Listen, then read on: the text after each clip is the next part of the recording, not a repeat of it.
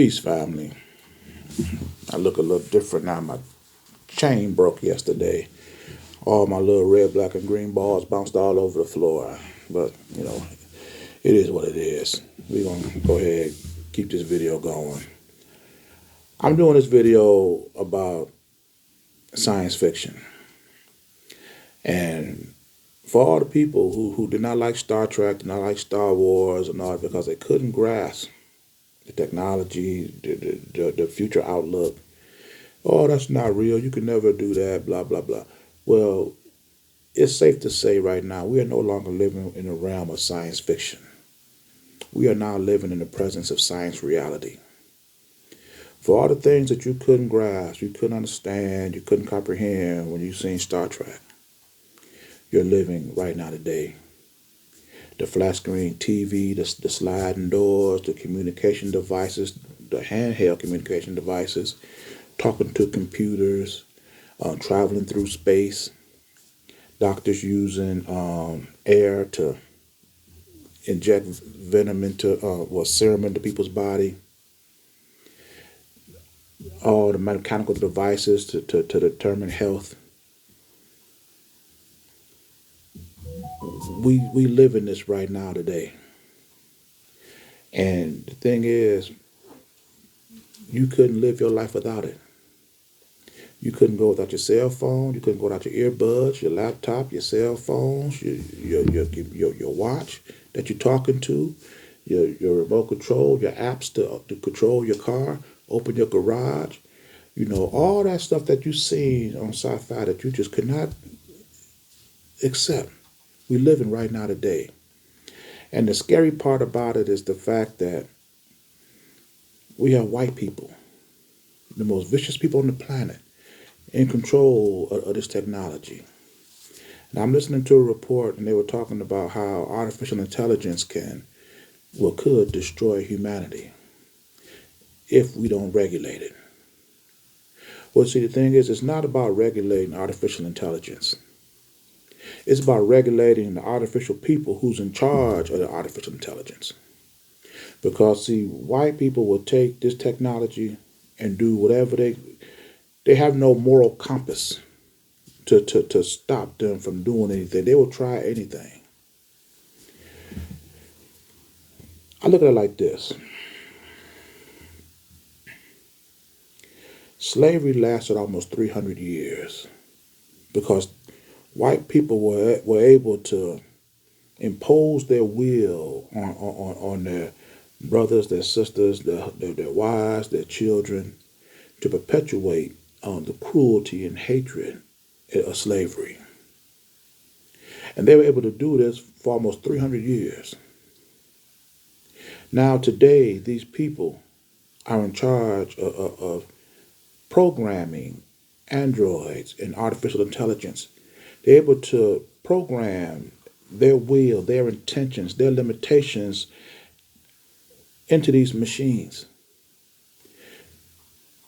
We are suffering right now because people who do not like us, people who hate us, people who despise us are in control of our economics, our politics, our courts, our businesses, our industries, our institutions. How do you think the future is going to be when these same people are able to impose their will upon the artificial intelligence? They birthing people and putting their hatred into their own children. What's going to stop them from putting these same thoughts and images into the artificial intelligence that they're creating, they're engineering, they're designing? You see, it's the artificial people that's in charge of the artificial intelligence. That's one of the problems. But see, we can counter this. Like I say, it's all about creating alternatives for our people. We cannot let these people be the only reason, the only means for us to sustain our way of life. We have to work for them to keep a roof over our head. We should not have to fear artificial intelligence because it's made by artificial people. We should look at this as an opportunity to create artificial intelligence by the original people, and using African intelligence. That should be our new AI. Creating alternative means to sustain our own way of life.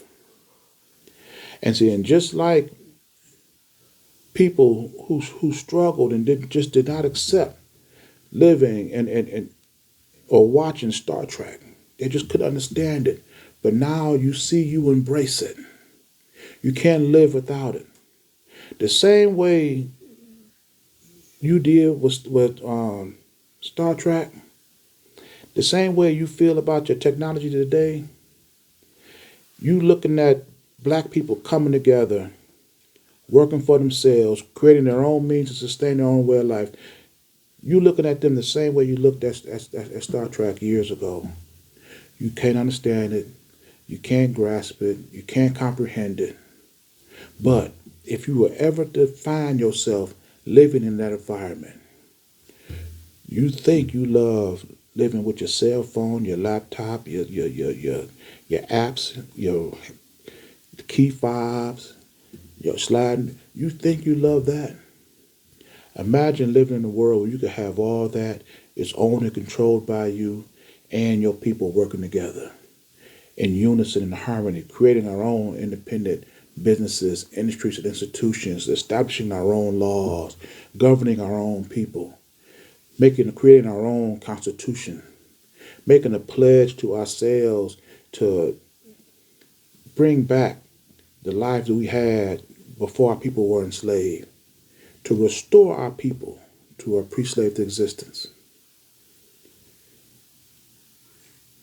We can do this by creating alternatives that and building our own businesses and industries around that. And seeing ourselves living in this environment and then passing this on to our children, there's no way black people should be living in any country, any city, any town, whatever, and we don't have ownership and control over our way of life. Like I said before, they were able to emotionally imprint their hatred into us, into their children, and that lasted almost 300 years of slavery. If we keep doing what we're doing and not create an alternative, how long do you think it's going to be before they start creating androids and engineering these androids with the same intention, the same hatred, the same envy that they have for themselves, that they have from whites, and looking at us as their target? How long do you think it'll last then? When you have artificial people with lifespans can be 100, 200 years, we'll be their slaves for generations to come. We can stop this if we just embrace living for ourselves, creating our own, and doing what we should have been doing years ago. We have the technology, we have the economics, and we have the necessity to do it. All we got to do now is just do it.